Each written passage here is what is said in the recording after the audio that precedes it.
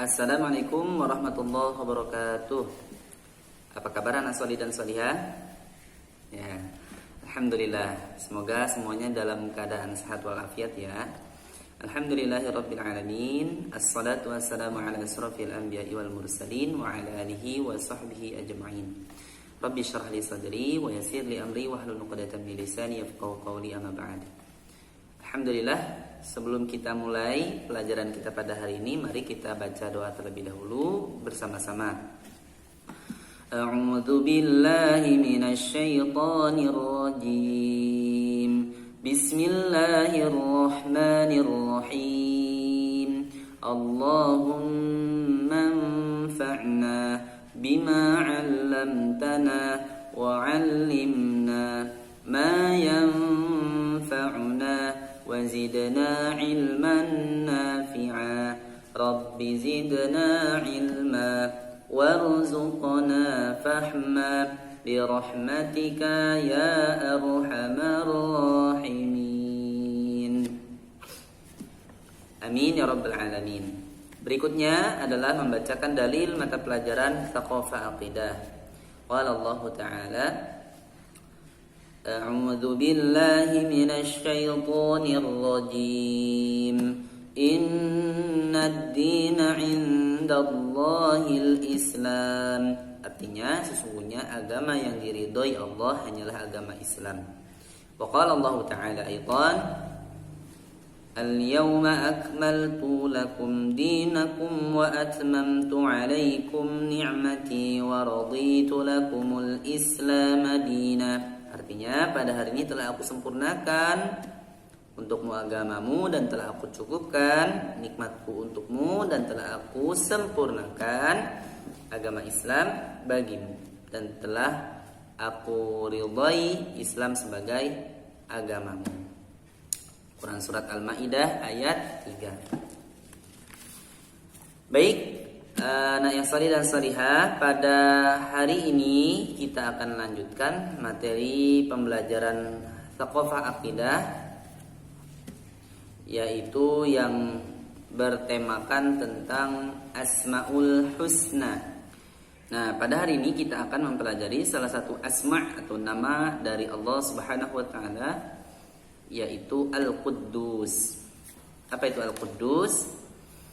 Di dalam Al-Quran Allah Subhanahu wa ta'ala berfirman, A'udzu billahi minasy syaithanir rajim. Huwallahu alladzi la ilaha illa huwal malikul quddusus salamul mu'minul muhaiminul azizul jabbarul mutakabbir. Subhanallahi amma yusyrikun. Yang artinya, Dialah Allah yang tidak ada Tuhan yang berhak disembah selain Dia, yang mengetahui yang ghaib dan yang nyata. Dialah yang Maha Pemurah lagi Maha Penyayang. Dialah Allah yang tidak ada Tuhan yang berhak disembah selain Dia, Raja yang Maha Suci, yang mensejahterakan, yang mengaruniakan keamanan, yang Maha Memelihara, yang Maha Perkasa, yang Maha Kuasa, yang memiliki segala keagungan. Maha suci Allah dari apa yang mereka persekutukan. Quran Surat Al-Hasyr ayat 23. Nah, jadi Al-Quddus adalah nama agung yang menunjukkan kesucian Allah, bahwa Allah itu adalah Maha Suci. Dari apa? Allah itu Maha Suci dari dua hal, ya. Yaitu yang pertama, Allah Maha Suci dari segala hal yang dapat mengurangi sifat-sifat kesempurnaan Allah Subhanahu wa ta'ala. Karena puncak dari segala sifat kesempurnaan, keagungan itu hanya milik Allah semata. Ya, Allah tersifati dengan kesempurnaan ilmu dan kekuasaan, Maha Suci dari segala yang dapat mengurangi kesempurnaannya, seperti misalnya lupa dan lalai. Dan tidak ada yang tersembunyi daripada Allah sekecil apapun yang ada di langit dan ada yang di bumi, baik yang lebih kecil dari itu ataupun yang lebih besar. Suci dari kelemahan, suci dari rasa lelah dan letih. Dia tersifati dengan kesempurnaan, hidup dan terus-menerus mengurusi makhluknya.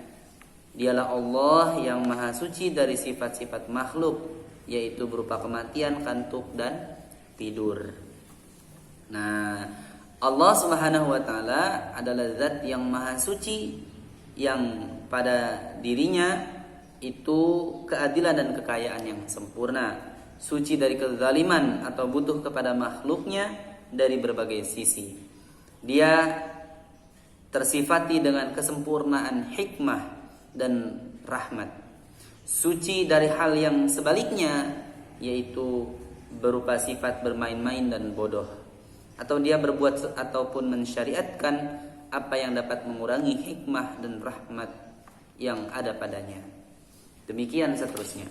Ini adalah terkait dengan maha suci Allah yang pertama, bahwa Allah itu maha suci dari segala hal yang mengurangi sifat-sifat Allah yang maha sempurna. Jadi Allah Subhanahu wa taala adalah Tuhan kita, yang Allah itu tidak punya kelemahan sedikit pun.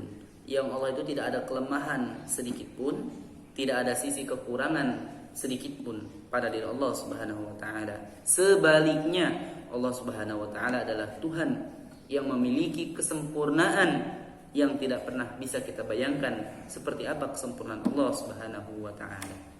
Yang mana sifat Allah yang maha suci ini pun merupakan sifat yang tidak bisa dimisalkan dengan apapun, termasuk dengan makhluk, ya. Nah, jadi yang kedua adalah Allah Subhanahu wa taala ini maha suci dari segala permisalan, ya, dari segala penyerupaan, ya, dengan makhluk, ya. Atau Allah Subhanahu wa taala ini maha suci dari segala tandingan. Yang mana Allah Subhanahu wa taala ini disifati di dalam Al-Qur'an itu laisa kamitslihi syai'un wa huwas samiul basir. Di dalam Al-Qur'an surat Asy-Syura bahwa tidak ada sesuatu pun, ya, laisa kamitslihi yang serupa, ya, syai'un, ya, laisa kamitslihi syai'un, tidak ada satu pun yang serupa dengan dirinya, yaitu Allah Subhanahu wa taala, bahwa Samiul Basir, dan dia adalah Maha mendengar lagi Maha melihat. Nah, jadi yang pertama, Allah itu maha suci dari segala hal yang dapat mengurangi kesempurnaannya, dan yang kedua adalah Allah itu maha suci dari segala penyerupaan dirinya dengan makhluk. Bahwa Allah Subhanahu wa taala itu tidak ada yang bisa menyamakannya. Tidak ada yang bisa memisalkan bagaimana wujud Allah, bagaimana kekuatan Allah, itu tidak bisa dimisalkan atau disama-samakan dengan makhluknya, ya. Jadi seluruh makhluk apabila memiliki keagungan sekalipun, memiliki kemuliaan setinggi apapun, atau mencapai puncak dari keagungan dan kesempurnaan, maka sedikit pun tidak dapat mendekati atau menyerupai kedudukan Allah Azza wa Jalla sebagai Maha Pencipta, Allah Al-Khaliq. Bahkan seluruh sifat-sifat makhluk itu begitu kecil apabila dibandingkan dengan sifat-sifat Sang Penciptanya. Bahkan semua kemuliaan dan semua keagungan pada makhluk-makhluk adalah pemberian Allah Subhanahu wa taala. Dialah yang telah menciptakan akal, pendengaran, penglihatan, dan kekuatan yang lahir maupun yang batin. Dialah yang telah memberikan pengajaran dan ilham kepada manusia. Dia pula yang telah membuatnya berkembang secara lahir dan batin dan menjadikan manusia sempurna. Nah, jadi segala kebaikan, segala kehebatan yang ada pada manusia, ya, itu tidak ada apa-apanya dibandingkan dengan kehebatan dan kesempurnaan Allah Subhanahu wa taala, dan tidak bisa dibanding-bandingkan. Itulah bahwa Allah Subhanahu wa taala laisa kamitslihi syai'un, bahwa Allah Subhanahu wa taala tidak bisa dimisalkan, dibanding-bandingkan dengan segala apapun.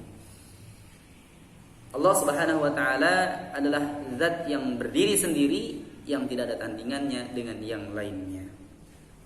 Nah, jadi mensucikan Allah adalah dengan melepaskan sifat-sifat keburukan dan aib, ya, pada diri Allah Subhanahu wa taala.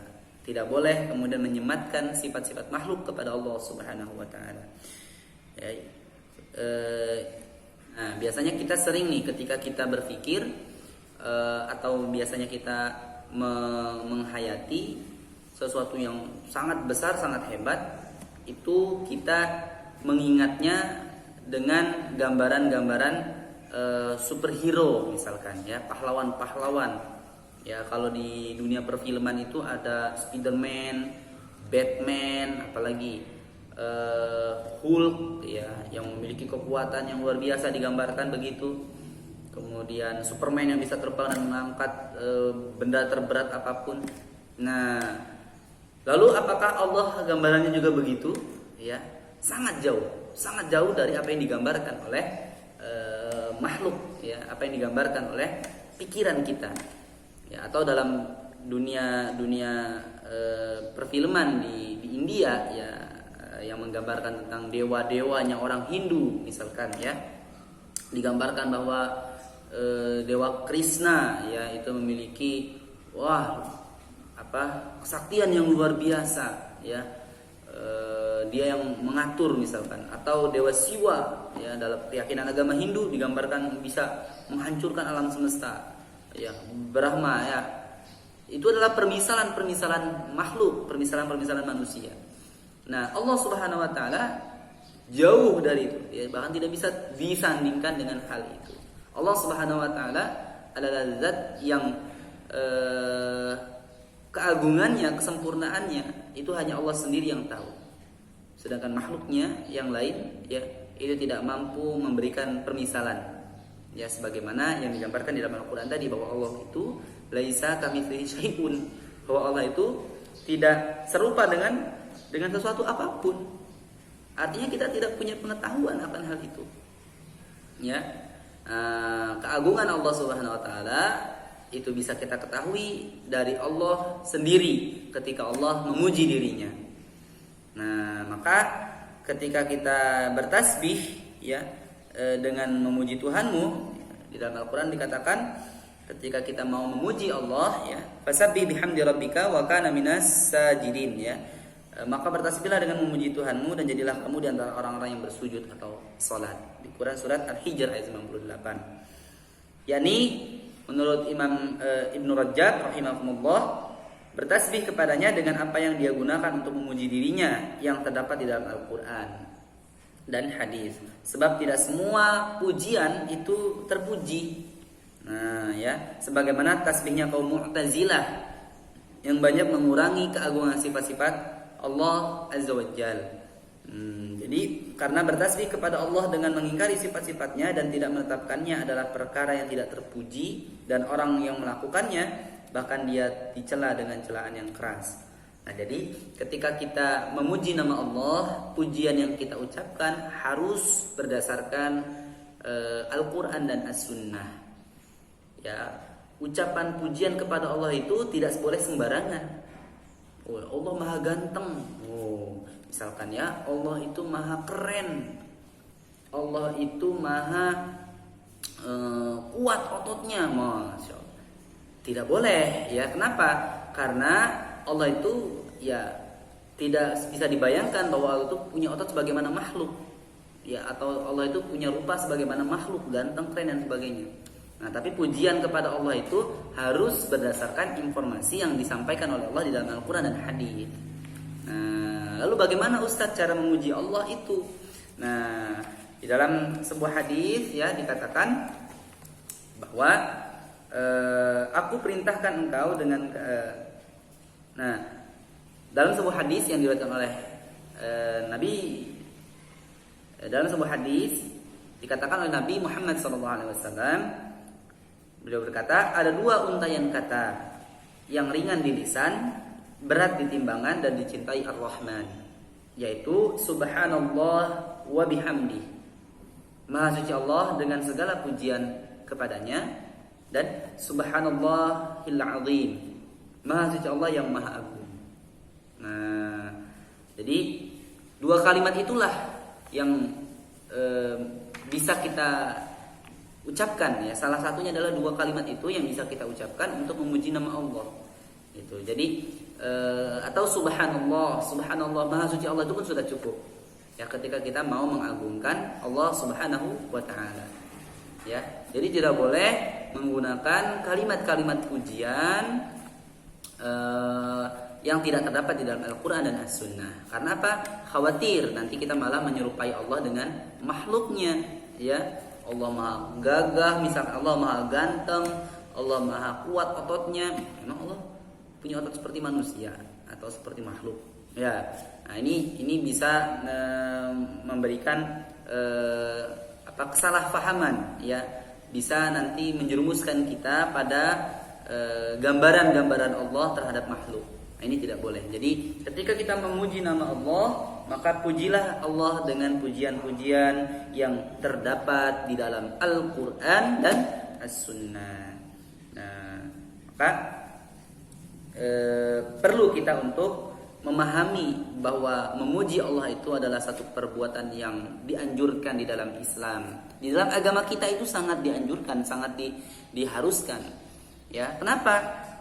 Apa rahasianya kita diperintahkan untuk berzikir, bertasbih kepada Allah? Ternyata bahwa seluruh makhluk Allah, ya, yang bahkan makhluk itu tidak bisa bernyawa, tidak bisa berbicara, ya, itu ternyata cara mereka beribadah kepada Allah adalah dengan berzikir, bertasbih. Nah, di dalam Al-Quran surat Al-Isra dikatakan, langit yang 7, bumi dan semua yang ada di dalamnya bertasbih kepada Allah, ya, dan tidak ada sesuatu pun melainkan bertasbih dengan memujinya. Tetapi kamu sekalian tidak mengerti tasbih mereka. Nah, sesungguhnya dia adalah maha penyantun lagi maha pengampun. Quran surat Al-Isra ayat 44. Nah, dengan bertasbih seluruh makhluk mereka kemudian diberikan rezeki oleh Allah. Ya, jadi dalam ayat tadi digambarkan bahwa seluruh makhluk yang ada di langit dan bumi dan yang ada di antara keduanya itu bertasbih kepada Allah. Nah, hanya saja kita tidak tahu bagaimana cara mereka bertasbih kepada Allah Subhanahu wa taala. Bayangkan makhluk yang tidak bisa berbicara, yang tidak punya akal seperti halnya manusia saja bertasbih kepada Allah. Ya, bagaimana dengan kita yang telah diberikan banyak kenikmatan oleh Allah? Masa kita mau kalah dengan mereka? Itu menjadi pertanyaan untuk diri kita. Sudahkah kita bertasbih kepada Allah, berzikir, memuji Allah? Ya, subhanallah wa bihamdi subhanallahil azim. Ucapkan itu. Biasakan mengucapkan subhanallah, subhanallah, subhanallah setelah selesai sholat atau ketika kita hendak memanjatkan doa.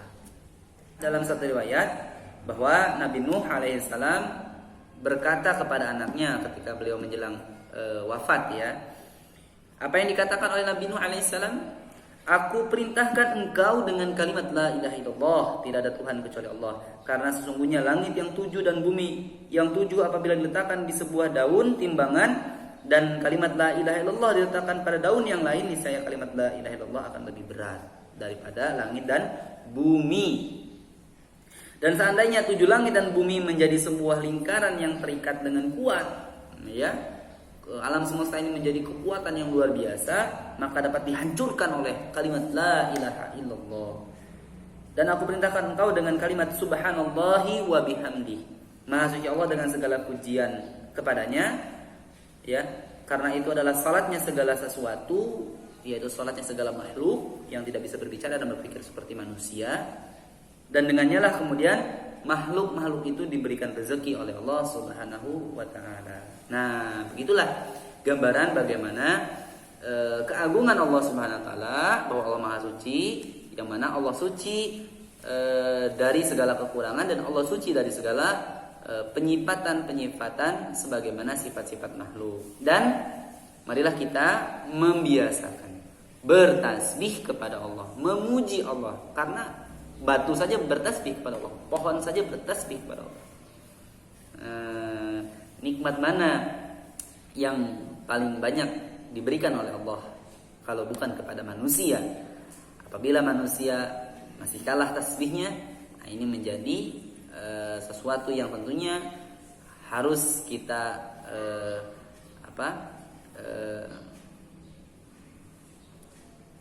Allahumma shalli ala sayyidina Muhammad.